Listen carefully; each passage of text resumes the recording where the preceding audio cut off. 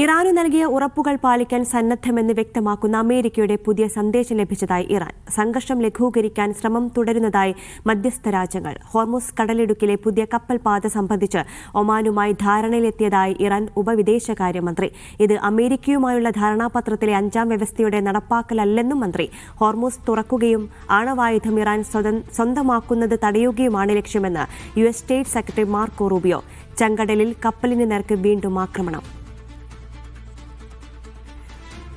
MC നാസറുണ്ട് കൂടുതൽ വിശദാംശങ്ങൾ നൽകാനായി. നാസർ, ഇറാനു നൽകിയ ഉറപ്പുകൾ പാലിക്കാൻ സന്നദ്ധമെന്ന് വ്യക്തമാക്കുന്ന ഒരു സന്ദേശം അമേരിക്കയുടെ ഭാഗത്തു നിന്ന് ലഭിച്ചതായി ഇറാൻ തന്നെ ഇപ്പോൾ വ്യക്തമാക്കുന്നുണ്ട്. എന്താണ് മറ്റു വിശദാംശങ്ങൾ? ഇനി തുടർന്നുള്ള ചർച്ചകളും നീക്കങ്ങളും എങ്ങനെയായിരിക്കും? എന്തായാലും കലുഷിതമായിട്ടുള്ള ഒരു അവസ്ഥയിൽ ഈ പ്രശ്നങ്ങൾ പരിഹരിക്കണമെന്നുള്ള ഒരു താല്പര്യം മധ്യസ്ഥ രാജ്യങ്ങൾ മുന്നോട്ട് വെച്ചു. രണ്ടു കൂട്ടരും ഏറെക്കുറെ അത് അംഗീകരിക്കുന്നു എന്നാണ് ഇപ്പോൾ ഏറ്റവും പുതിയ പ്രതികരണങ്ങളിൽ നിന്ന് വ്യക്തമാവുന്നത്.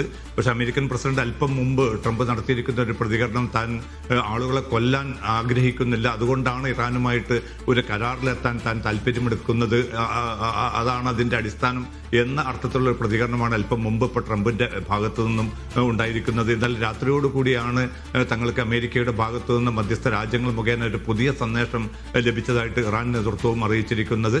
കാരണം തങ്ങൾ നേരത്തെ ഒരു 14 ഉടമ്പടിയുടെ ഭാഗമായിട്ട് ജൂൺ 17 ഒപ്പുവെച്ച ആ കരാർ, അതുമായിട്ട് മുന്നോട്ട് പോകാൻ താല്പര്യമുണ്ട് എന്ന അർത്ഥത്തിലുള്ള ഒരു പ്രതികരണമാണ് ഇപ്പോൾ അമേരിക്ക മധ്യസ്ഥ രാജ്യങ്ങൾ മുഖേന ഇറാന് കൈമാറിയിരിക്കുന്നത്. ഇറാന്റെ ഇതുമായി ബന്ധപ്പെട്ട ഒരു ഔദ്യോഗികമായിട്ടുള്ള സ്ഥിരീകരണം, ഏത് നിലക്കുള്ള ഒരു സമീപനമായിരിക്കും ചർച്ചയുടെ കാര്യത്തിൽ സ്വീകരിക്കുക എന്നത് ഉൾപ്പെടെയുള്ള കാര്യങ്ങളിൽ ഇനിയും വ്യക്തത വരേണ്ടതുണ്ട്. ഔദ്യോഗികമായിട്ടുള്ള ഒരു പ്രതികരണം ഇറാന്റെ ഭാഗത്തു നിന്ന് അതുമായി ബന്ധപ്പെട്ട് ഉണ്ടായിട്ടില്ല. പക്ഷെ അതേസമയം ഒമാനും ഇറാനും തമ്മിലുള്ള ഹോർമുസ് കടലിടുക്കിലെ യാത്ര ക്ലിയർ ചെയ്യുന്നതുമായി ബന്ധപ്പെട്ട അവിടുത്തെ കപ്പലുകളുടെ കൃത്യമായിട്ടുള്ള ഒരു ഏകോപനം സംബന്ധിച്ച ആ ചർച്ച ഏറെക്കുറെ അന്തിമഘട്ടത്തിലാണെന്ന് ഇറാൻ നേതൃത്വം ഇന്നലെ രാത്രി തന്നെ സ്ഥിരീകരിച്ചിരുന്നു. ഇനി ഒരു കരാർ ഒപ്പുവെക്കുന്നതിന്റെ പ്രായോഗികമായിട്ടുള്ള ചില ഘട്ടങ്ങൾ മാത്രമാണ് ബാക്കിയുള്ളത്. അത് വളരെ പെട്ടെന്ന് തന്നെ പൂർത്തീകരിക്കും. പക്ഷേ അതിൽ ഒരിക്കലും അത് അമേരിക്കയുമായി ബന്ധപ്പെട്ട നേരത്തെ നടത്തിയ ഒരു ധാരണാപത്രത്തിന്റെ ഭാഗമോ മറ്റോ അല്ല.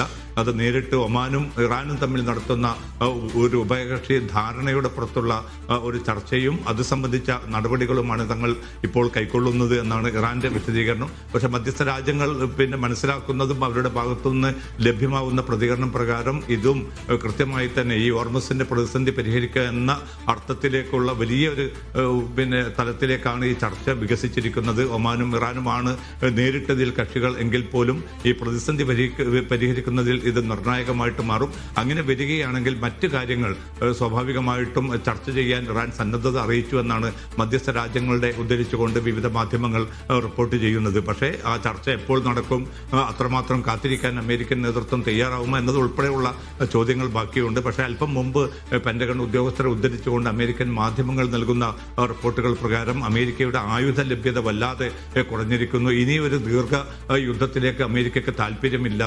അതുകൊണ്ട് എത്രയും പെട്ടെന്ന് ഒരു മാന്യമായിട്ടുള്ള ഒരു കരാറിന് ഇറാൻ തയ്യാറാവുകയാണെങ്കിൽ അതായിരിക്കും തങ്ങൾ സ്വീകരിക്കുക എന്ന അർത്ഥത്തിലാണ് ഇപ്പോൾ അമേരിക്കൻ ഉദ്യോഗസ്ഥരെ ഉദ്ധരിച്ചുകൊണ്ട് പെന്റഗണിന്റെയും മറ്റു ഉദ്യോഗസ്ഥരെ ഉദ്ധരിച്ചുകൊണ്ട് US മാധ്യമങ്ങൾ റിപ്പോർട്ട് ചെയ്യുന്നത്. അതുകൊണ്ട് ഈ ഒരു എക്സിറ്റ് എന്നത്, ഈ യുദ്ധത്തിൽ നിന്നുള്ള ഒരു പിന്മാറ്റം എന്നത് അമേരിക്കൻ പ്രസിഡന്റ് ട്രംപിന്റെ ഒരു അനിവാര്യതയായി മാറിയിരിക്കുകയാണ്. അതിന് അനുകൂലമായിട്ടുള്ള അല്ലെങ്കിൽ ആ ഒരു പശ്ചാത്തലം പരമാവധി പ്രയോജനപ്പെടുത്താനാണ് ഇപ്പോൾ മധ്യസ്ഥ രാജ്യങ്ങൾ തുനിയുന്നത്. ആ ചർച്ചകൾ മുന്നോട്ട് പോകും, അത് വിജയിക്കുമെന്നൊരു പ്രതീക്ഷയുണ്ട്. പക്ഷേ അതേസമയം ചെങ്കടലിൽ മറ്റൊരു കപ്പലിന് നേരെ കൂടി ഹൂത്തികൾ ആക്രമണം നടത്തിയതായിട്ട് സ്ഥിരീകരിച്ചിട്ടുണ്ട്. ഇത് സംഘർഷത്തെ ഒരുപക്ഷെ കൂടുതൽ വികസിപ്പിക്കാനുള്ള ഒരു സാധ്യത കൂടി നിലനിൽക്കുന്നുണ്ട്. നൈനു.